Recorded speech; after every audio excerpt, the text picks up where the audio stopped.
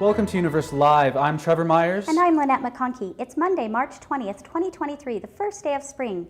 Chinese leader Xi Jinping set to meet with Russian leader Vladimir Putin today. A one-on-one meeting will kick off Jinping's three-day visit to Russia. They plan to strengthen relations and discuss the war in Ukraine. Former President Donald Trump expects to be arrested this week, and authorities prepare for possible protests. We obviously don't want to see any activity grow violent. If it happens, Trump would be the first president in U.S. history indicted for a crime. A Spanish Fork High School student is killed and another student injured in a crash over the weekend. The accident happened in Juab County. Investigators say speed was a factor and the victims were not wearing seatbelts. A Springville police officer is wounded in a shootout early Sunday morning. Police responded to reports of a man firing a gun in the area. The officer is expected to make a full recovery. The suspect was pronounced dead at the scene. Dozens of elk are back in their natural habitat after moving to a country club golf course in January. The Utah Highway Patrol shut down parts of Interstate 80 at Parley's Canyon on Sunday. UHP says 80 to 120 elk were safely relocated. A Utah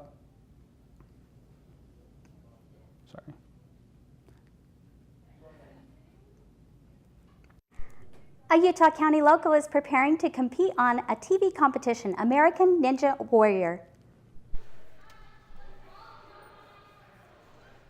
For Jonas Harmer, no task is too tall as he looks forward to competing for American Ninja Warrior here in a couple of weeks. Jonas says he was first introduced to the show when he would watch it at hotels during family vacations. It's not something you think like, oh, I could be on the show. But here he is giving the show a try for the third time.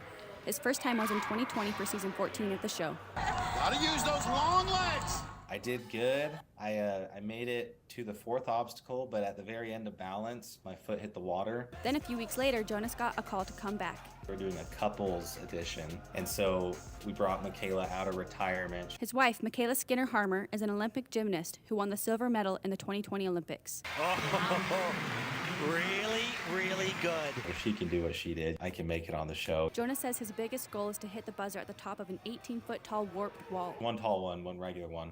If you do the tall one, you get an extra $10,000. At a towering 6'7", Jonas would be the tallest ninja ever to hit the buzzer.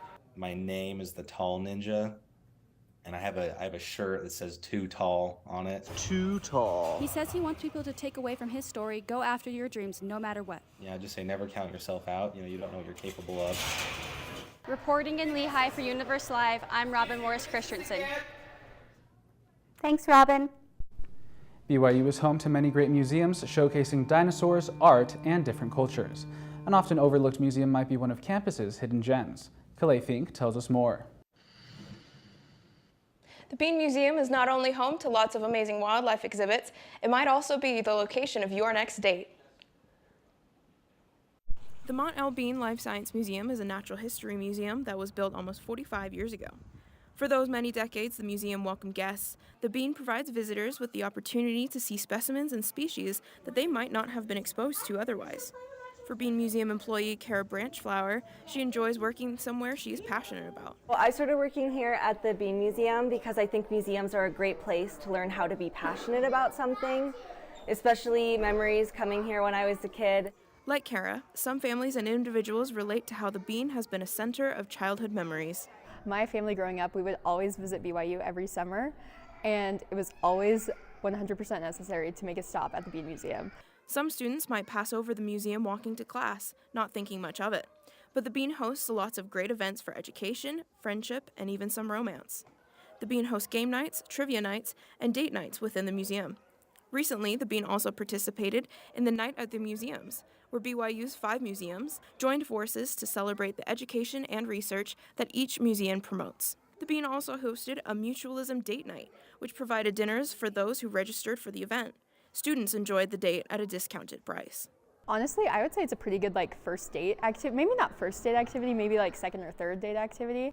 The Bean is home to many amazing creatures and activities. This museum is for all to enjoy, whether you're just visiting or have been hundreds of times. I think it's fun just because there's lots to do. Obviously, there's lots of cool animals to see and look at, but it's also a great place to just have good conversations with people. The Bean is hosting another game night this upcoming Saturday from 6 to 9 p.m. Registration is required, so you can sign up at lsm.byu.edu. Thanks, Calais.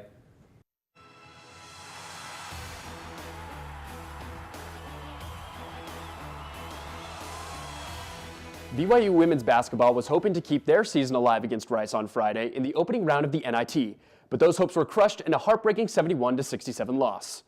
Like Tommy Lee Jones and the Fugitive, it felt like BYU was always one step behind Rice after the Owls jumped out to an early 10-0 lead. Junior forward and double-double queen Lauren Gustin led the Cougars in scoring with 20 points while also hauling in 20 boards, marking her 27th double-double of the season. Gustin finished the year just 12 rebounds shy of the NCAA single-season rebound record.